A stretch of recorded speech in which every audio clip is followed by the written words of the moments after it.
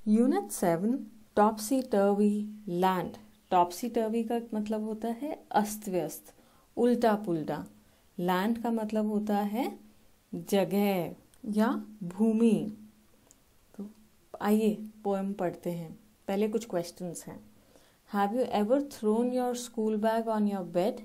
क्या आपने कभी भी अपना स्कूल बैग अपने घर आकर अपने बिस्तर पर फेंका है, अपने पलंग पर फेंका है? Have you ever left your shoes and socks here and there? और आपने क्या कभी अपने जूते और मोजे इधर उधर फेंक दिए हैं इस सही जगह पे रखने के बजाय? Have you ever played with your ball in your room? क्या आपने अपने घर में, अपने कमरे के अंदर गेंद से खेला है? Does your room sometimes look like this? क्या आपके घर का कमरा कभी ऐसा दिखता है जैसा इस तस्वीर में है, जहाँ सब कुछ अस्वस्थ है, कोई भी चीज़ जगह पर नहीं है, बिल्कुल फैला हुआ है, कोई भी सामान संभाला हुआ नहीं है? क्या आपका कमरा भी ऐसा ही दिखता है?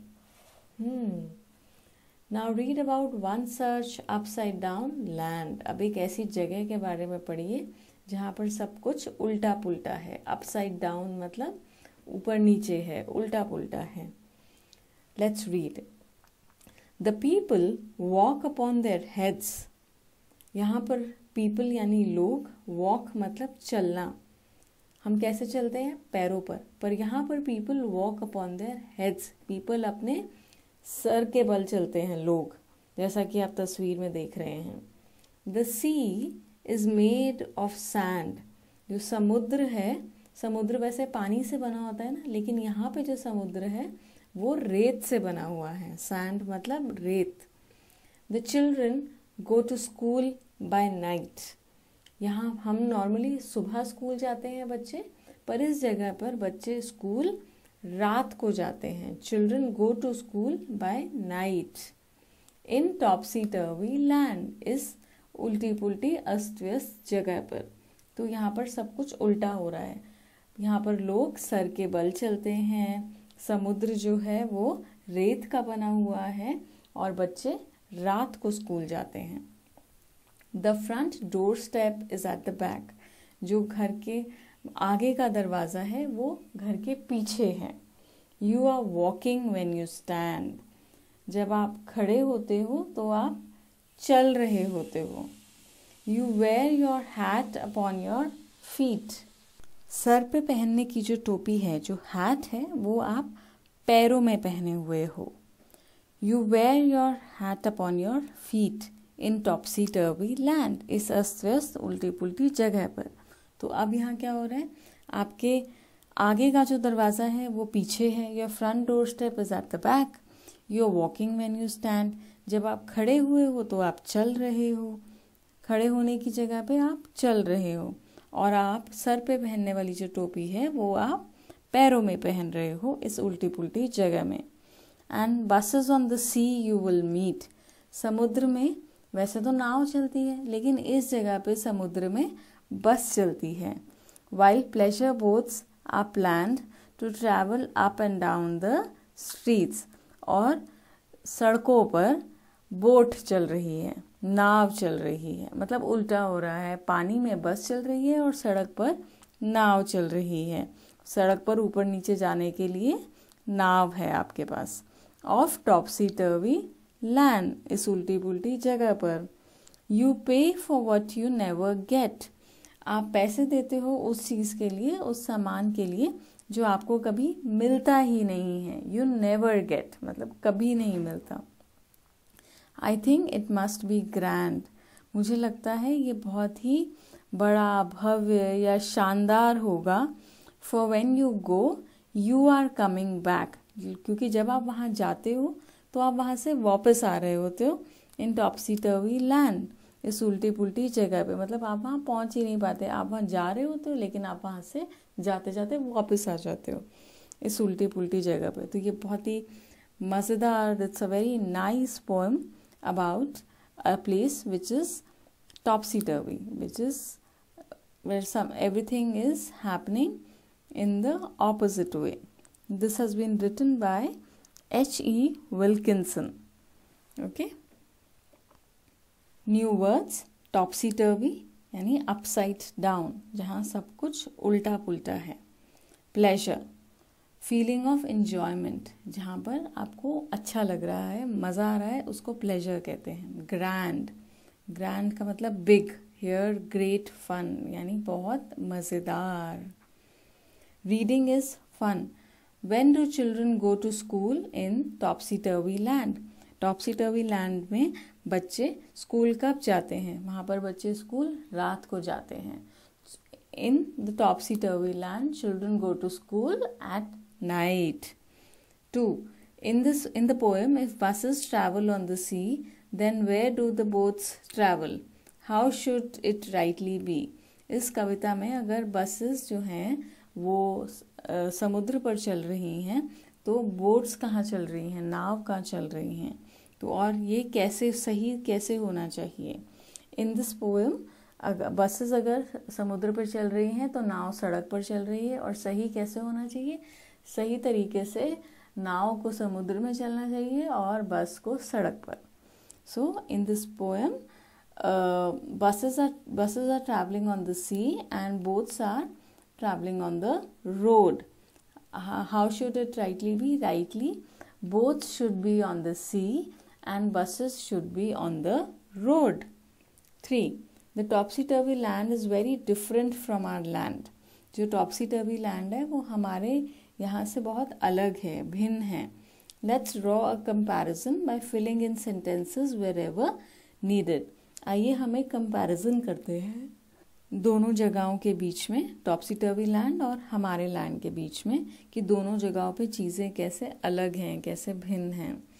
1. टॉप्सी टर्वी लैंड में people walk on their heads. Topsy turvy land में लोग अपने सर के बल चलते हैं। हमारे यहाँ पे people walk on their feet, लोग पैरों पे चलते हैं। और 2. टॉप्सी टर्वी लैंड में ब्लैंक है, और यहाँ पे the bus are land buses run on land. हमारे यहाँ बसेस भूमि पर चलती हैं। Topsy turvy land buses run on the sea, वहाँ समुद्र में चलती हैं। 3. They wear their hats on feet.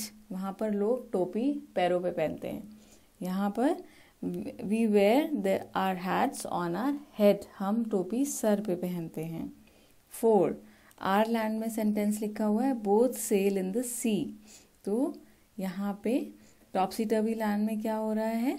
Boats run on the road, boats जो हैं वो सड़क पर चल रही हैं। 5. पीपल पे for what they don't get. लोग उस चीज़ के पैसे देते हैं जो उन्हें कभी मिलता ही नहीं है। हमारे यहाँ पे हम उस चीज़ के पैसे देते हैं जो हमें मिलती है। We pay for what we want to buy. We pay for what we get. Okay? Let's listen. Fun with sounds. Pleasure, treasure, measure. Rhyming words because all are ending with A-S-U-R-E. Pleasure, treasure, measure. Wear, tear. E-A-R is common. Wear, tear. Stare, wear. R-E is common. Stare, wear. Then planned, canned, scanned, strand. D is common. Planned, canned, scanned, strand. ND, the sound of ND is common. Topsy-turvy, hurly-burly, curly-whirly. So these are our rhyming words. Let's talk. The words in the sentences are jumbled here. Rearrange them to make meaningful sentences. नीचे कुछ sentences दिए हुए हैं और ये jumbled हैं, यानी ये आगे पीछे लिखे हुए हैं words। आपको इन्हें सही order में लिख के एक अर्थपूर्ण वाक्य बनाना है, meaningful sentence. Words that begin with a capital letter are the first word of the sentence. जो वर्ड्स कैपिटल लेटर से शुरू हो रहे हैं वो सेंटेंस के पहले वर्ड्स हैं, उससे हमारा सेंटेंस शुरू होगा। Let's do it.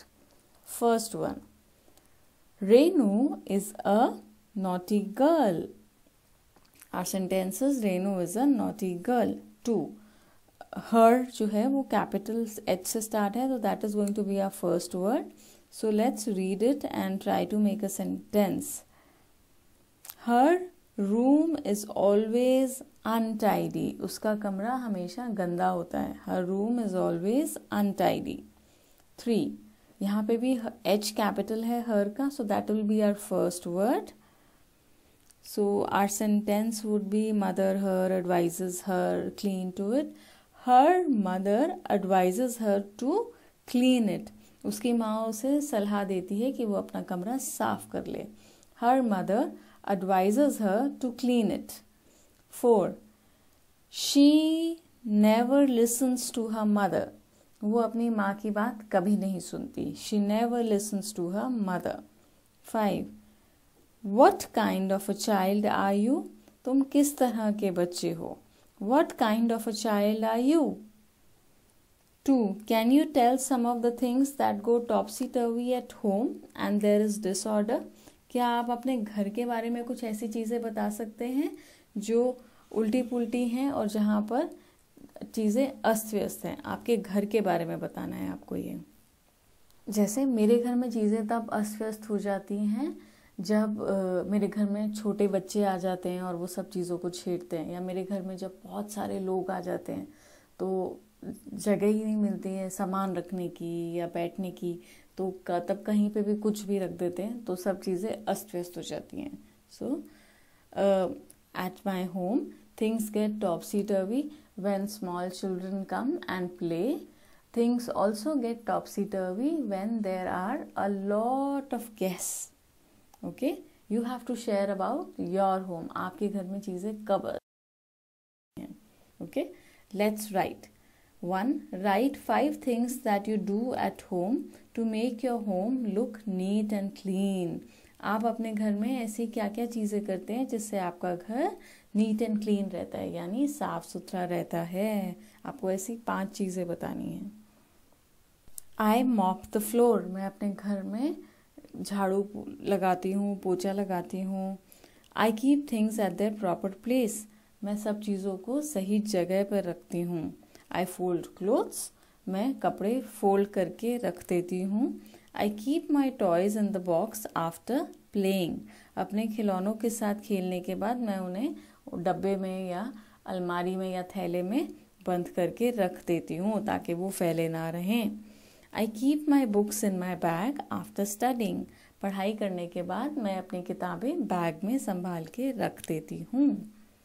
Let's imagine a topsy-turvy scene and describe it in the lines below. आपको एक topsy-turvy scene की कल्पना करनी है और उसको यहाँ नीचे लिखना है. तो हमारा topsy-turvy scene ये होगा कि रात हो गई है, अलार्म बजा और सब लोग उठ गए. बच्चे जल्दी से नहा के रेडी हो गए और लंच किया और स्कूल के लिए निकल गए. थोड़ी देर बाद उनके मम्मी पापा भी ऑफिस चले गए. सारी मार्केट्स खुल गई और पक्षी भी चहक रहे थे. तो इसको इंग्लिश में कैसे लिखेंगे? It was night and the alarm rang. Everybody got up, children took a bath, got ready, had lunch and went to school. Mummy and Papa also went to office. All the markets opened. The birds were also flying in the sky. 3. 2 stories got mixed up. Sort them out and write them in the appropriate boxes. यहाँ पे कुछ lines दी हुई हैं और पर ये 2 stories की हैं, 2 अलग अलग स्टोरीज की हैं और ये लाइंस मिक्स हो गई हैं. हमें इन्हें अलग करना है, सॉर्ट करना है और ठीक जगह पे लिखना है. नेक्स्ट पेज पर 2 जगह बनी हुई है. एक स्टोरी का नाम है द मैजिक काइट और दूसरी स्टोरी का नाम है हु डिड द लायन ईट. तो हमें सही लाइंस को सही जगह पे लिखना है. Let's read the lines. We thought the lion had eaten someone. Suddenly the kite lifted him off the ground and took him over the treetops. He saw a shoe in the lion's cage. Finally, the kite brought him back to the park. Our class had gone to the zoo. Pooran was flying the brand new kite in the park. Some children stood and screamed, and some ran to the director of the zoo. Pooran was frightened and excited. The lion had not eaten anyone, because the shoe was one of the lion's toys. Now we need to put them in order and sort them. Let's do it. हमें इन sentences को order में भी लिखना पड़ेगा क्योंकि ये jumbled हैं, मतलब आगे पीछे हैं. तो पहले हमें एक स्टोरी के सेंटेंसेस ढूंढने हैं और फिर उनको सही ऑर्डर में भी लिखना होगा. तो पहले हम द मैजिक काइट के सेंटेंसेस देख लेते हैं. इसके सेंटेंसेस हैं the second sentence, suddenly the kite lifted him off from the ground and took him over the tree tops. Fourth, finally the kite brought him back to the park. Sixth, Pooran was flying the brand new kite in the park. And eighth, Pooran was frightened and excited. तो अब हम इनको order करते हैं. इन पहला sentence story का होगा, Pooran was flying a brand new kite in the park. Second होगा इसका, suddenly the kite lifted him off the ground and took him over the tree tops. Third sentence, Pooran was frightened and excited. Fourth, finally, the kite brought him back to the park. Now the second story, who did the lion eat? जो बाकी sentences हैं वो remaining वो इसी story के हैं, तो हम इनको सीधा ही order में लगाते हैं. The first sentence of the story is, our class had gone to the zoo. वहाँ second, he saw a shoe in the lion's cage. Third, we thought the lion had eaten someone. Fourth, some children stood and screamed, and some ran to the director of the zoo. Fifth, the lion had not eaten anyone because the shoe was one of the lion's toys. Thank you. Unit 7, Gulliver's Travels. When a person tells the story of his life in his own words, it is called an autobiography. जब कोई व्यक्ति अपनी जिंदगी की कहानी अपने शब्दों में बताते हैं, लिखते हैं, उसको कहते हैं ऑटोबायोग्राफी. जैसे मैं अपनी जिंदगी की कहानी अगर खुद लिखती हूँ, उसको शब्दों में लिखती हूँ, तो उसको हम कहेंगे कि ये मेरी ऑटोबायोग्राफी है. ऐसे ही अगर आप करते हैं तो आपकी जो किताब बनेगी वो आपकी ऑटोबायोग्राफी कहलाई जाएगी. Gulliver, a sailor, was once caught in the land of giants. This is how he describes his experience. Gulliver जो थे वो एक सेलर थे, यानी एक नाविक थे. वो समुद्र में से इधर उधर जाते थे, तो वो एक सेलर थे. वो एक बार कहाँ गए, वो एक जायंट्स के लैंड में फंस गए. जायंट्स कौन होते हैं? जो बहुत ही ऊंचे लंबे लोग होते हैं ना, उनको जायंट्स कहते हैं.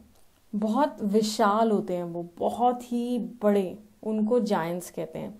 तो एक बार वो ऐसे ही एक जायंट्स के भूमि में जाकर फंस गए. This is how he describes his experience. वो अपना एक्सपीरियंस, अपना अनुभव इस तरह से हमें बता रहे हैं इस कहानी के द्वारा. On the 16th of June 1730 we discovered land. 16 जून 1730 साल, अभी आजकल कौन सा साल चल रहा है? 2020, यानी 1730 की बात हो रही है. कम से कम 300 साल पहले की बात है ये. तो इस साल में 1730 में यात्रा करते करते, पानी में यात्रा करते करते उन्होंने एक भूमि देखी, एक लैंड देखा. Our captain sent a dozen men with vessels for water, if any could be found. तो हमारे जो कैप्टन थे, जो हमारे नाव के प्रमुख थे, कप्तान उनको कहा जाता है, उन्होंने डजन मैन, डजन का मतलब होता है 12, जैसे हम केले खरीदते हैं तो हम 12 केले खरीदते हैं ना, 1 दर्जन केले मतलब अ डजन बनानाज। डजन का मतलब होता है 12।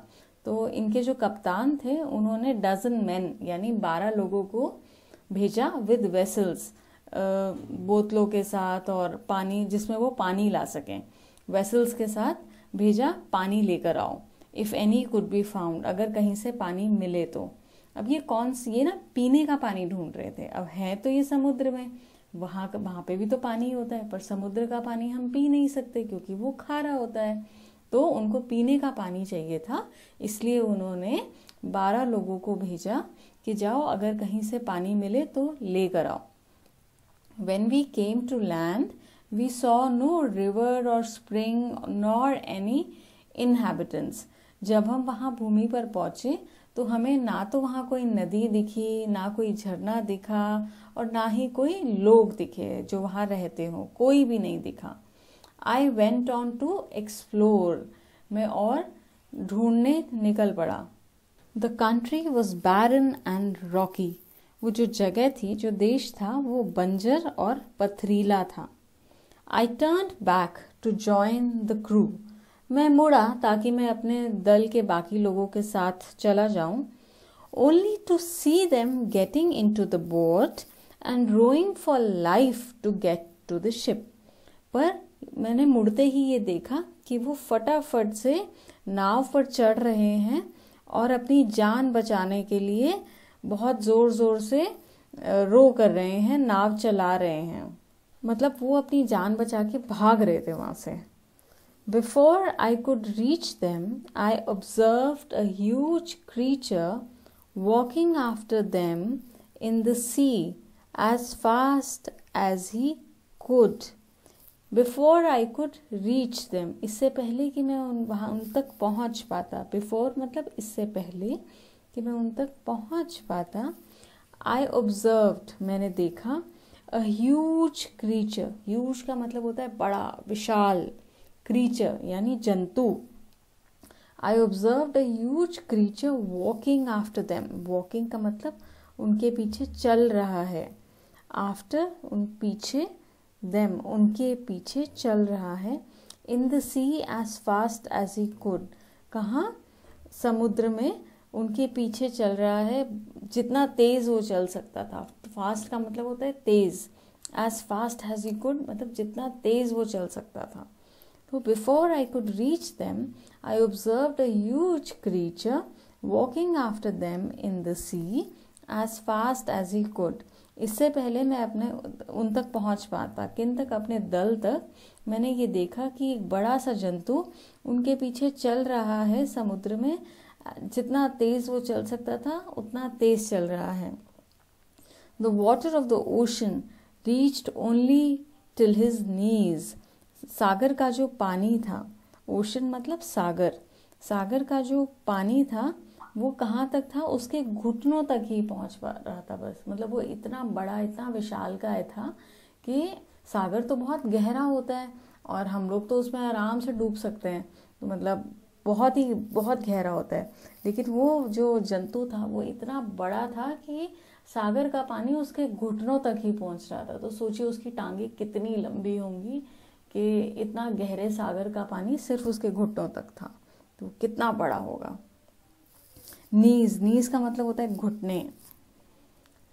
However, the monster was unable to overtake the speeding boat. लेकिन मॉन्स्टर यानी राक्षस, अनेबल यानी नहीं कर पाना, ओवरटेक आगे निकलना, स्पीडिंग तेज बोट। इसका मतलब है कि वो जो राक्षस था वो उनकी स्पीडिंग बोट यानी तेज बोट से आगे नहीं निकल पाया, उसको ओवरटेक नहीं कर पाया, आगे नहीं निकल पाया।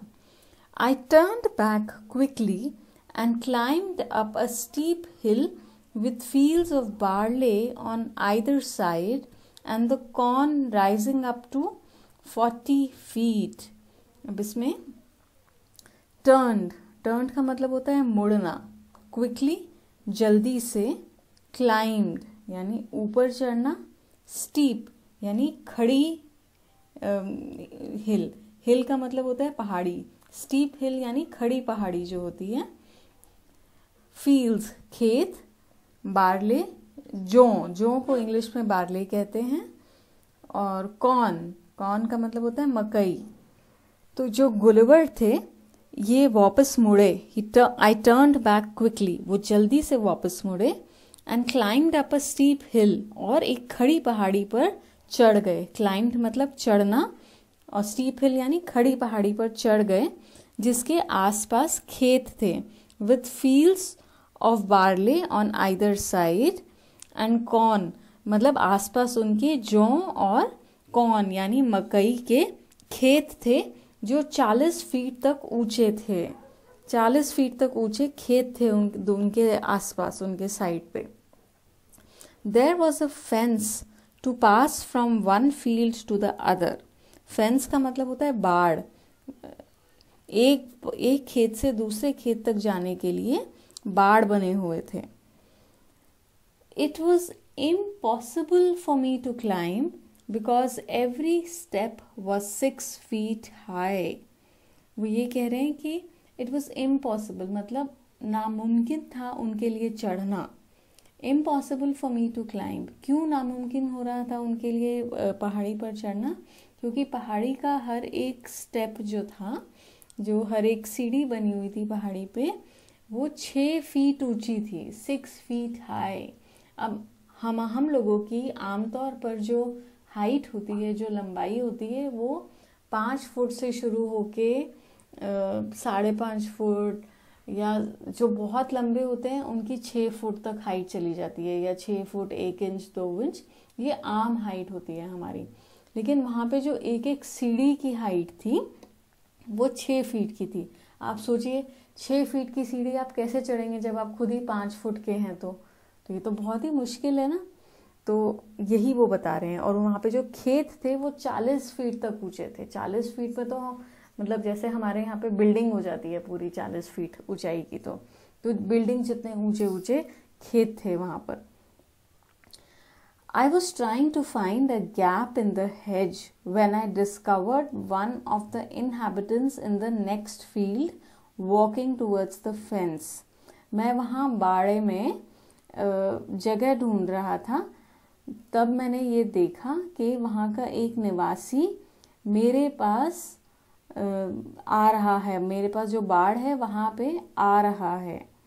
He was of the same size as the creature chasing the boat. वो उतना ही लंबा चौड़ा था जितना कि वो जंतु था जो नाव के पीछे दौड़ रहा था। I was struck with utmost fear and astonishment.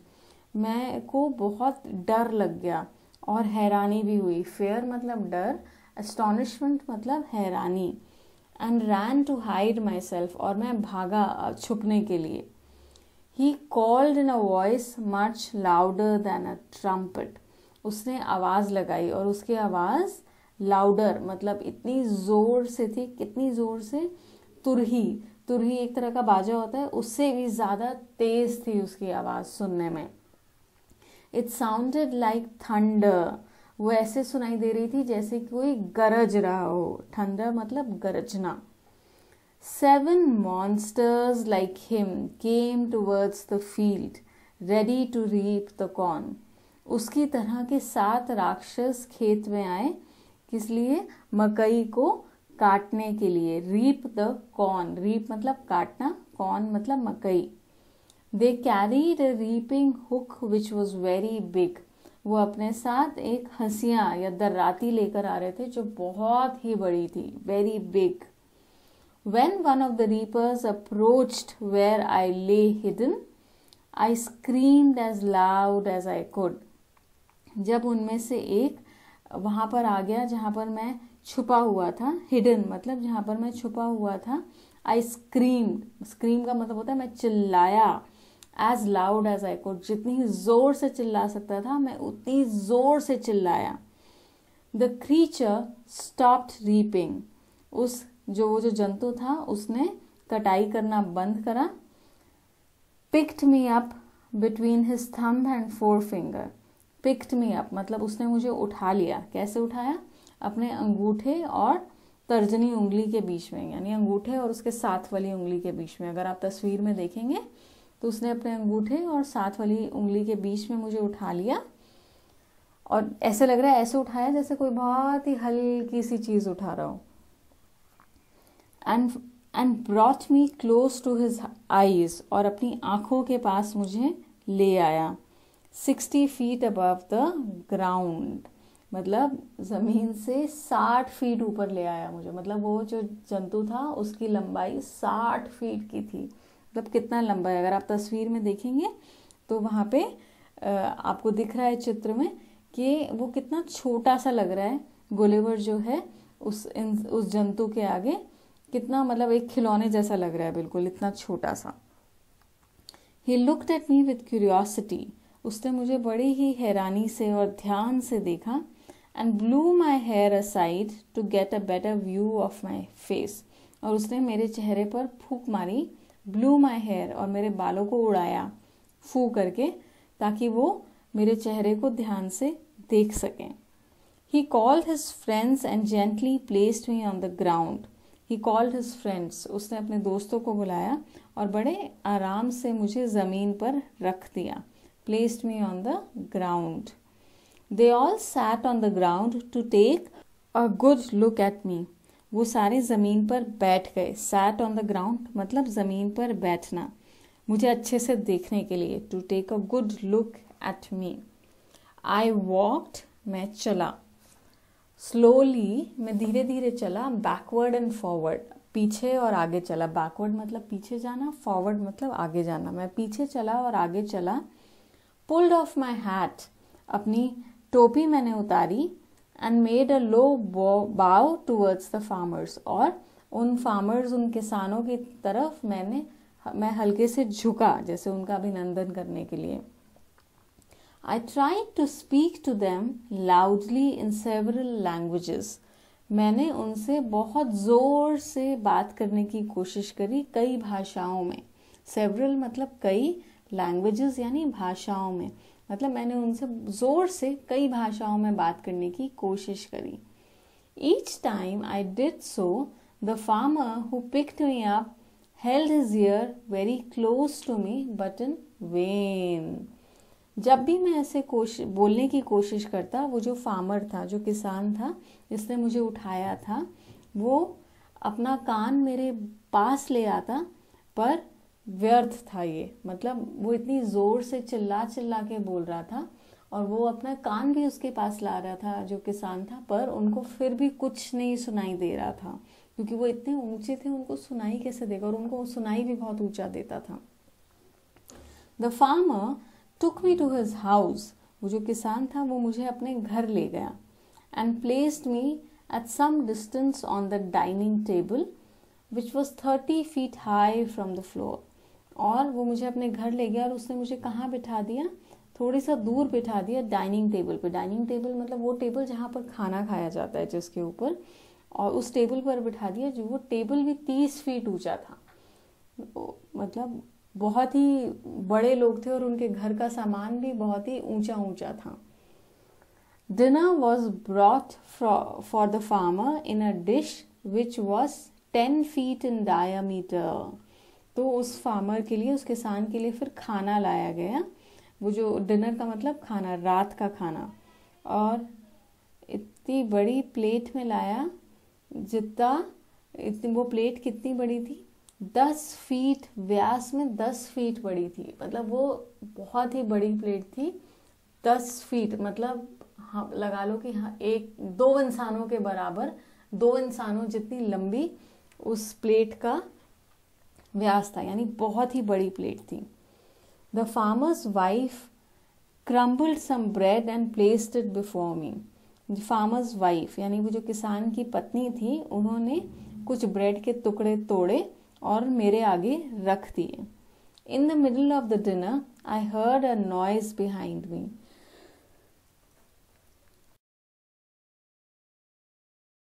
जब कर रहे थे उसके बीच में मुझे अपने पीछे से एक आवाज सुनाई दी। I heard a noise behind me. Behind मतलब पीछे से मुझे एक आवाज सुनाई दी। It was the purring of a cat that was 10 times larger than an ox. वो एक बिल्ली की आवाज़ थी, लेकिन वो बिल्ली जो थी 10 times larger than an ox. अब ox क्या होता है? बैल. वो बिल्ली जो थी बैल से 10 गुना बड़ी थी. यानी वो बिल्ली भी वहाँ की इतनी बड़ी थी कि बैल तो वैसे ही बहुत बड़ा होता है और बैल से 10 गुना बड़ी वो बिल्ली थी. The farmer's wife was stroking him. किसान की पत्नी उसे प्यार कर रही थी. Then entered the farmer's 1-year-old son in the arms of a lady. और फिर वहाँ पर कौन आया? फार्मर यानी किसान का 1 साल का बेटा, 1-year-old son in the arms of a lady. एक लेडी के साथ फार्मर का 1 साल का बेटा आया उसकी गोद में. On seeing me the child grabbed me from the table and put my head into his mouth.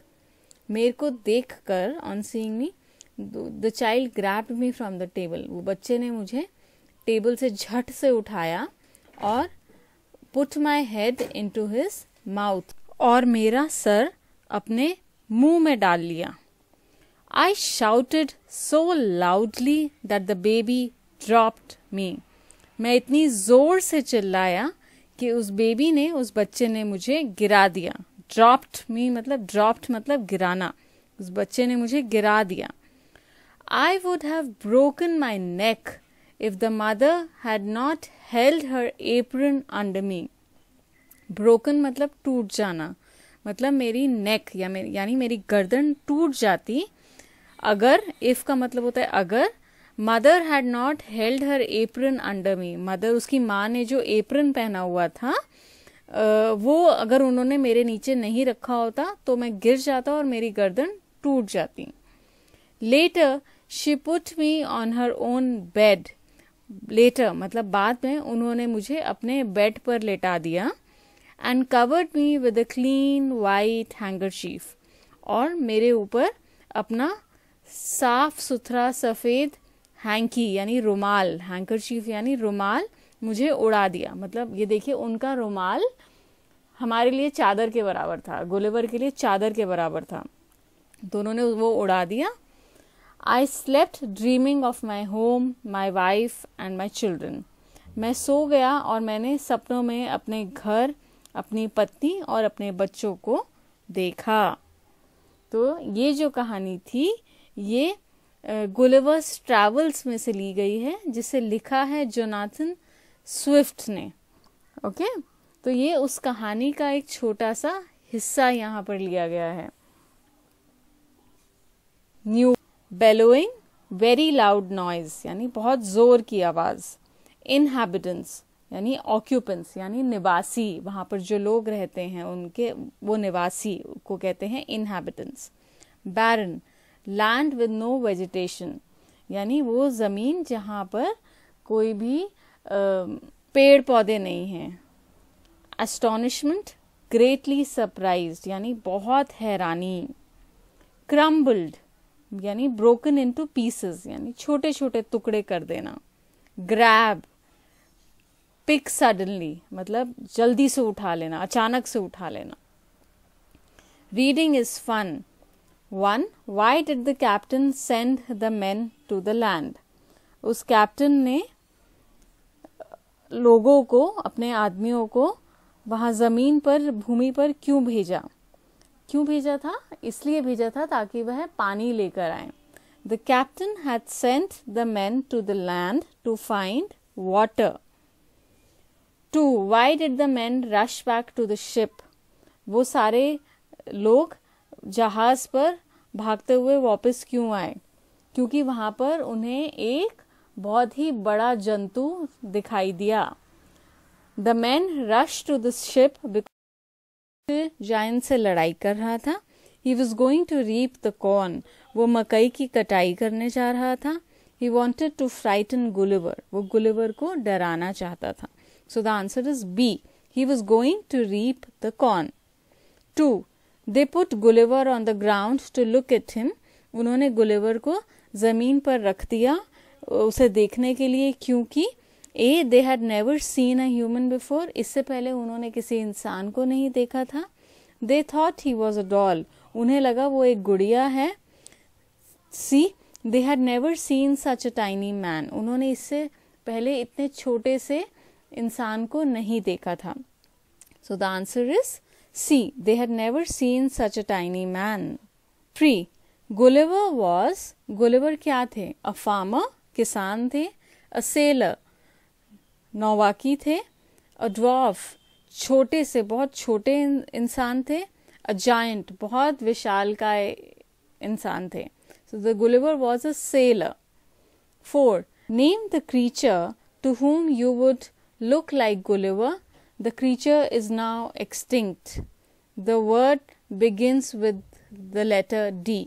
यानी आपको एक ऐसे जंतु का नाम बताना है जिसको आप गुलिवर की तरह दिखोगे, यानी कि वो बहुत ही बड़ा और विशालकाय है और आप उसके सामने गुलिवर की तरह एकदम छोटे से टाइनी से लगोगे. The creature is now extinct, अब वो जानवर नहीं पाए जाते हैं. तो आपको उनका नाम बताना है और उनका नाम शुरू होता है डी से. तो ये जो जंतु हैं इसका नाम है dinosaur. 5. From the text right the sentence that tells you the following. अब हमें स्टोरी में से वो सेंटेंसेस ढूंढने हैं जिनका मतलब यहाँ लिखा हुआ है. 1. The giant reapers were fascinated by Gulliver, मतलब जो वो रीपर्स थे वो गुलिवर को देखकर हैरान थे. इसका सेंटेंस है they all sat on the ground to take a good look at me. ये इसका सेंटेंस है. 2. Gulliver was a learned man. हमें ये कैसे पता चला कि गुलिवर जो है वो बहुत ही पढ़े लिखे थे?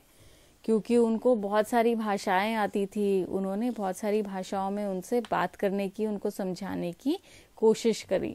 So the sentence is I tried to speak to them loudly in several languages. 3. The farmer's son thought Gulliver was a toy. किसान के बेटे को लगा कि गुलिवर जो है वो एक खिलौना है. ये हमें कैसे पता चला? ये जब उसने गुलिवर को पकड़ लिया सर से. On seeing me, the child grabbed me from the table and put my head into his mouth. 4. The farmer's wife was a kind-hearted woman. जो किसान की पत्नी थी वो बहुत ही अच्छी थी और अच्छे दिल वाली थी. ये कैसे पता चला? जब उन्होंने गुलिवर को अपने बेड पर लेटा दिया और उसको अपना हैंकरचीफ ओढ़ा दिया. Later, she put me on her own bed and covered me with a clean white handkerchief. Let's talk. Read the following sentences carefully. नीचे दिए गए sentences को ध्यान से पढ़ना है. The giant farmer's voice was as loud as a bellowing trumpet. और the giant farmer's voice से पढ़ना है. The giant farmer's voice was as loud as a bellowing trumpet. और the giant farmer's voice was as loud as thunder. यानी दोनों का मतलब same ही है कि जो फार्मर की आवाज़ थी वो ऐसे बहुत ही तेज़ तुरही की तरह थी और उसकी आवाज़ ऐसी थी जैसे कोई गरज रहा हो, यानी बहुत ही तेज़ आवाज़ आ रही थी. दोनों वाक्यों से हमें यही पता चल रहा है. When something is very cold, we say it is as cold as ice. This is because ice is very very cold.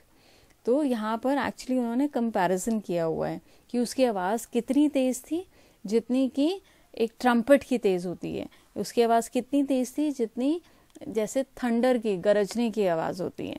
तो ये कंपैरिजन है. और यहाँ पे भी When something is very cold, we say it is as cold as ice. यानी जब कुछ चीज़ बहुत ठंडी होती है तो हम कहते हैं ये तो बर्फ़ की तरह ठंडी है. मतलब कितनी ठंडी है? बर्फ़ की तरह ठंडी है. तो हम ये बताने के लिए इस्तेमाल कर रहे हैं, बर्फ़ का इस्तेमाल कर रहे हैं कि बताने के लिए कि ये वाकई में बहुत ही ठंडी चीज़ है. जैसे ऊपर उन्होंने किया कि बहुत ज़ोर से आवाज़ आ रही थी, तो ये नहीं लिखा that was a very loud noise.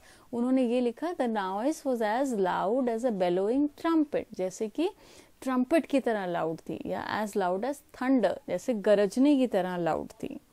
तो ये जब हम किसी चीज़ का उदाहरण लेके बताते हैं कि वो कितनी बड़ी है या कितनी ठंडी है या कितनी गर्म है या किसी भी चीज़ का उदाहरण लेके बता रहे हैं, तो उन वाक्यों का यहाँ पे एग्जाम्पल दिया हुआ है. अब आगे now complete the following, use the words given in the box. अब आगे भी ऐसे ही कुछ उदाहरण दिए हुए हैं, हमें सही वर्ड्स का यूज करके उनको कंप्लीट करना है। तो as dash as feather, feather का मतलब होता है पंख। अब पंख कैसा होता है? पंख जो होता है वो तो बहुत ही लाइट होता है, हल्का होता है, तो इसलिए हम लिखेंगे as light as a feather. As dash as a tortoise, अब टॉर्टॉइज यानी जो कछुआ होता है वो कैसे चलता है? बहुत धीरे धीरे, तो as slow as a tortoise. As dash as honey, honey यानी शहद, क्या होता है? मीठा होता है, तो एज स्वीट एज हनी।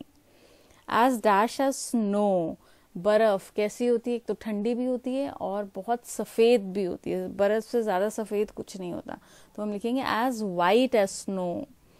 फिर as dash as an ox, बैल क्या क्या होता है? ताकतवर, तो as strong as an ox. As dash as night, night यानी रात कैसी होती है? काली, अंधेरा, तो as black as night. As dash as a rose, rose कैसा होता है? रेड कलर का, so as red as a rose. As dash as a toast, bread को जब हम गरम करते हैं तो वो टोस्ट होता है ना, तो वो कैसा होता है? गरम होता है ना, so as warm as a toast. As dash as a breeze, हवा जो होती है वो बहुत ही मध्यम मध्यम प्यारी सी लगती है, so as gentle as a breeze. Use the above expressions to complete the following sentences. अब इन्हीं चीजों को, एक्सप्रेशंस को जो ऊपर हमने लिखे हैं उनको यूज करना है और नीचे सेंटेंसेस को कंप्लीट करना है।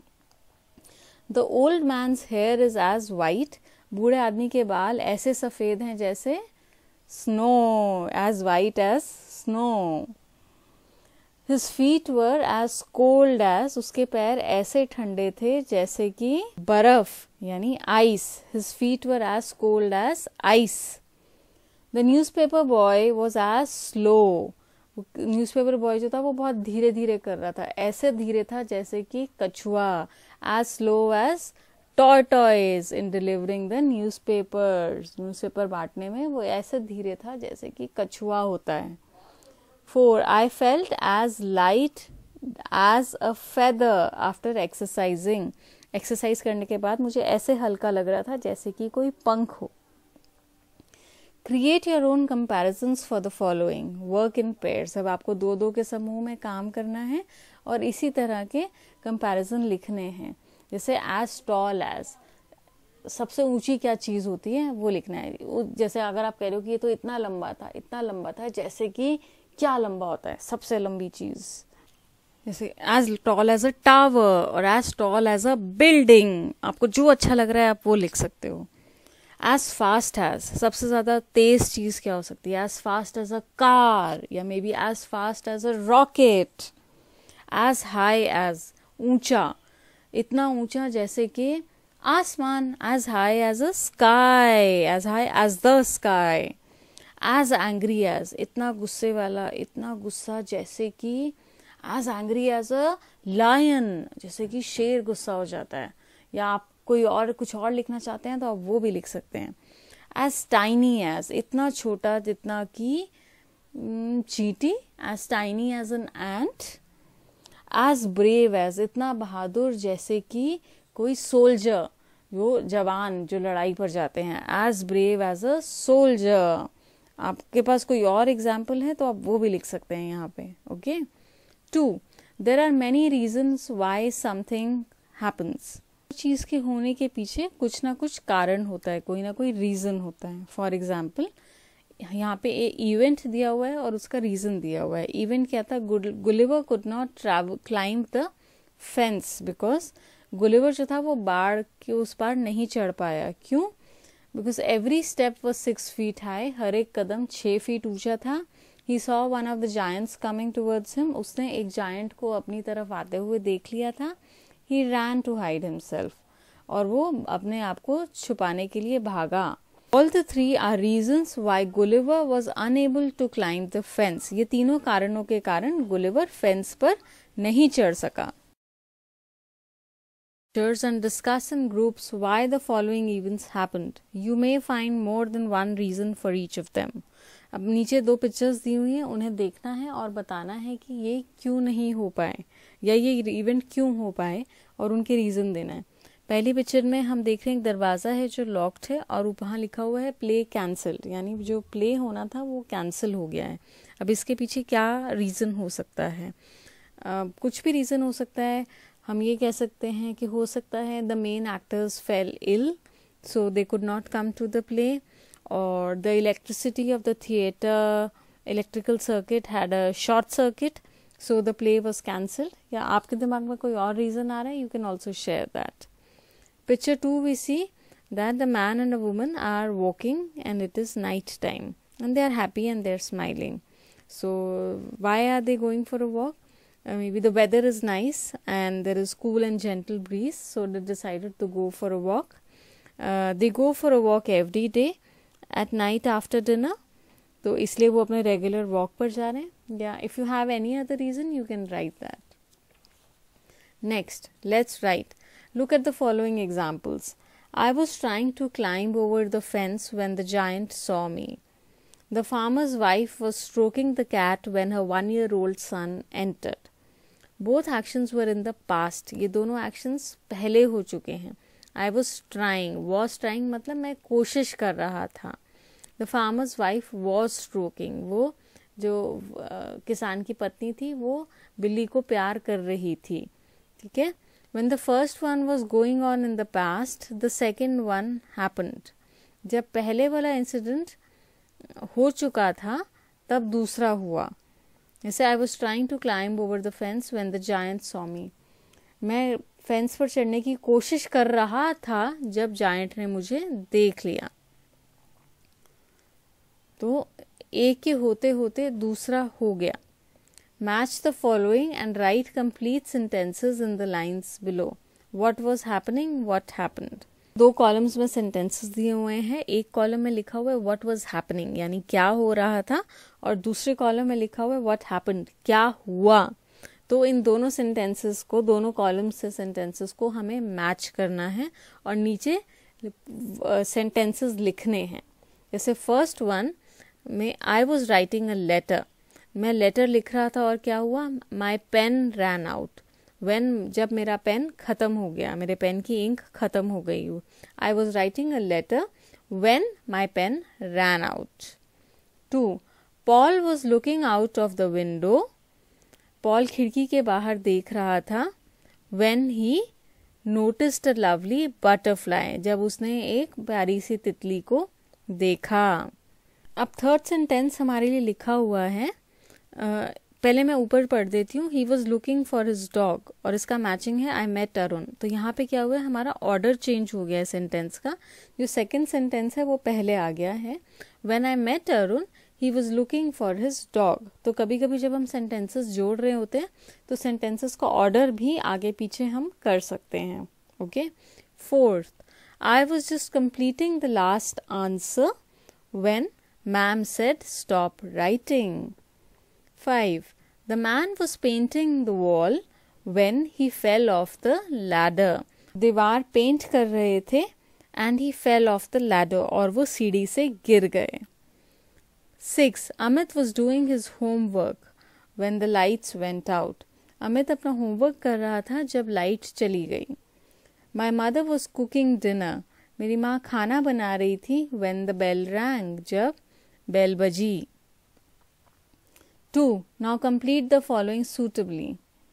अब नीचे दिए गए सेंटेंसेस को fill in the blanks की तरह करना है.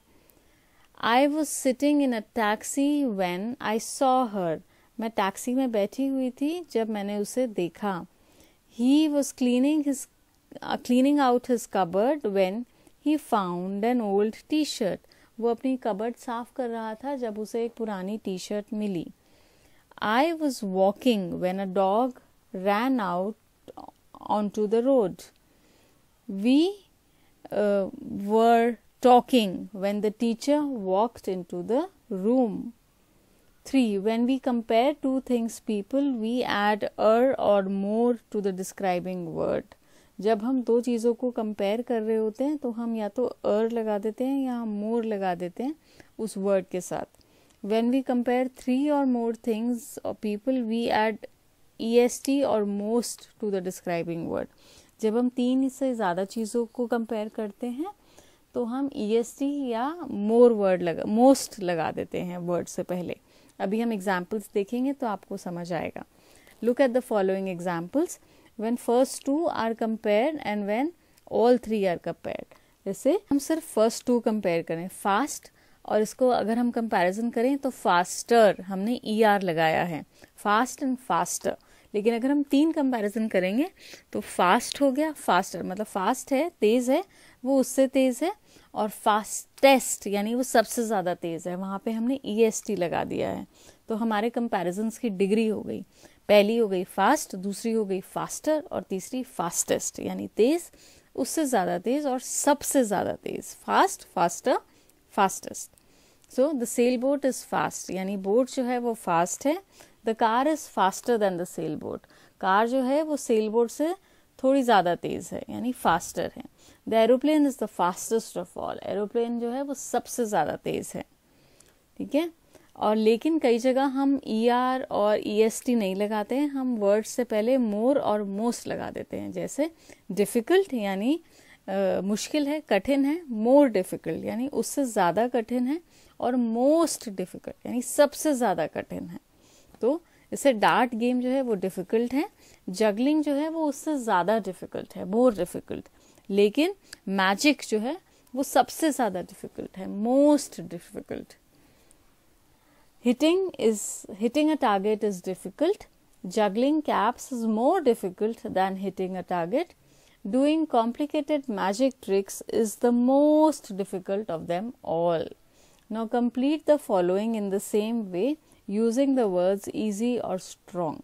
अब हमें नीचे sentences को complete करना है या strong word use करके. जैसे skipping is easy. स्किपिंग करना यानी रस्सी टापना आसान है. Jumping is easier than skipping, jump करना, कूदना रस्सी कूदने से आसान है, so easier. Walking is the easiest of all, चलना जो है वो सबसे ज़्यादा आसान है, ईजीएस्ट. तो हमारे 3 डिग्रीज हो गई ईजी की, ईजी, ईजियर, ईजीएस्ट. हमने पहले सेकंड में ER लगाया और थर्ड में EST लगा दिया, easiest. Next, the dog is strong, कुत्ता जो है वो ताकतवर होता है. The horse is stronger, horse जो है वो उससे ज़्यादा ताकतवर होता है, ER लगाया हमने, stronger. Elephant is the strongest, elephant जो है वो सबसे ज़्यादा स्ट्रॉन्ग होता है, सबसे ज़्यादा ताकतवर होता है, तो स्ट्रॉन्गेस्ट हमने EST लगा दिया. ठीक है. Now complete the following in the same way using the words juicy or exciting. The order may vary according to your choice. अब नीचे दिए गए चीज़ों को हमें कंपेयर करना है और हमारे कंपैरिजन्स हमें करने हैं या तो जूसी से या एक्साइटिंग से, और उसको हम ऑर्डर लेकिन हम चेंज कर सकते हैं. एप्पल, तो एप्पल क्या है, एप्पल इज जूसी है ना, एप्पल बहुत, एप्पल रसीला होता है.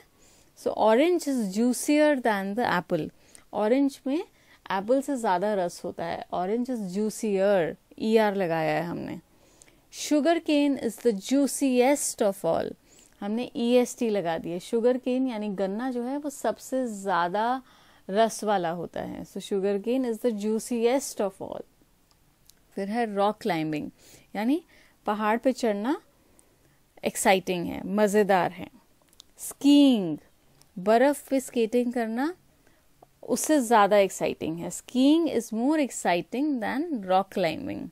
और रिवर राफ्टिंग यानी नदी में राफ्टिंग करना बोट पर, वो सबसे ज़्यादा एक्साइटिंग है, most exciting. River rafting is the most exciting of all. तो हमारे डिग्रीज हो गई exciting, more exciting and most exciting. Okay. Correct the use of describing words in the following sentences. अब हमें नीचे जो डिस्क्राइबिंग वर्ड्स दिए हुए हैं उनको करेक्ट करना है. This is the simpler problem of them all. तो ये हम तीनों का कंपैरिजन कर रहे हैं. तो तीनों में तो हम ER तो तब लगाते हैं जब 2 लोगों में होता है या 2 चीज़ों में. EST हम तब लगाते हैं जब सब चीज़ों के बीच में कंपैरिजन होता है। तो यहाँ पे ऑल है, मतलब सब चीज़ों के बीच में कंपैरिजन है, इसलिए हम सिंपलेस्ट करेंगे। This is the simplest problem of them all. 2 which is the lightest of the 2 parcel. जब दो चीज़ों के बीच में कंपेयर हो रहा है तो हम या तो ER यूज़ करेंगे या मोर यूज़ करेंगे। तो यहाँ पे ER यूज़ होगा, which is the lighter of the 2 parcels, LIGHTER of the 2 parcels.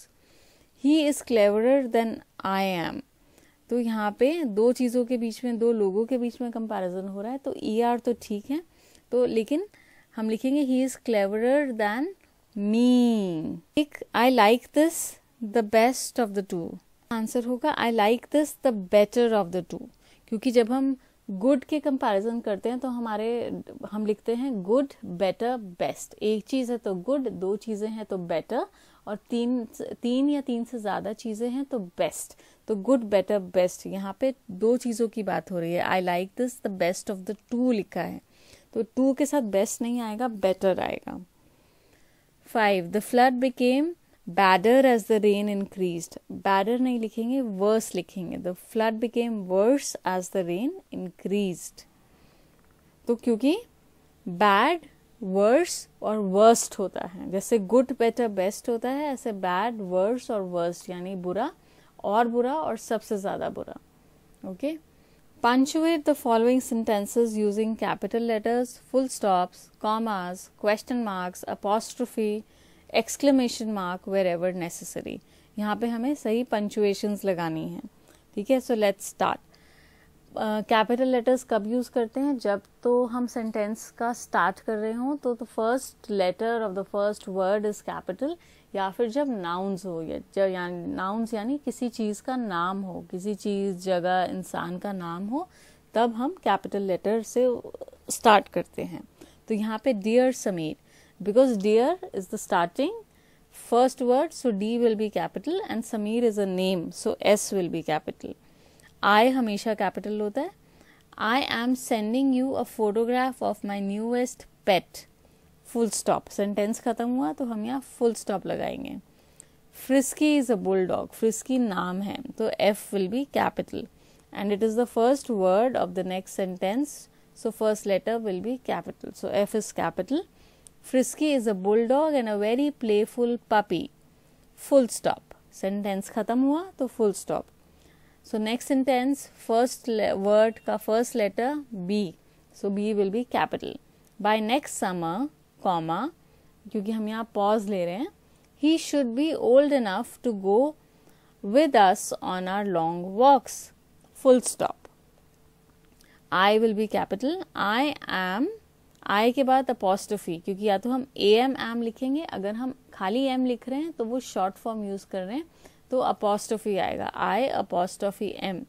I am sure you are looking forward to seeing him, full stop.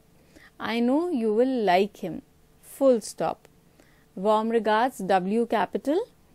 Sanju is a name, so S will be capital. 6 punctuate the following sentences. अब इन sentences में भी हमें correct punctuation marks लगाने हैं। 1 next, N will be capital, Wednesday, comma, my sister Meeta, so M will be capital, is going to join the State Bank of India, it's a name, so state का S capital, bank का B capital, India का I capital, it is the name of an institution, so it will be in capital letters। 2 the dog, T capital, the dog wags its tail, its tail है, so it's ऐसे लिखते हैं IT apostrophe S, so apostrophe in its, the dog wags its tail when it's, again it's है तो वहाँ पे T के बाद apostrophe आएगा। when it's pleased, but a cat waves its tail, so apostrophe in its, when it's angry, full stop. So सारे its जो हैं उसमें वहाँ पे T के बाद अपॉस्ट्रोफी आएगा, क्योंकि ये इट इज का शॉर्ट फॉर्म है। तो जब हम शॉर्ट फॉर्म करते हैं दो वर्ड्स को जोड़कर, कंबाइन कर तो वहाँ अपॉस्ट्रोफी आता है। 3 W will be capital, when I went fishing I caught an old shoe, comma, a plastic bag and a bad cold, full stop। जब हम पॉज ले रहे होते हैं तो हम कॉमा लगाते हैं. 4. She, so S will be capital. She fed the baby, comma, washed the dishes, comma, put the lights off and went to sleep. Full stop. 5th, wasn't, so W will be capital. Wasn't Tim. Tim is a name, so T will be capital. Born on the 26th of January. January is a name, so J will be capital. Name of a month, 1989. तो ये question है, so and में हम full stop नहीं लगाएंगे, हम question mark लगाएंगे.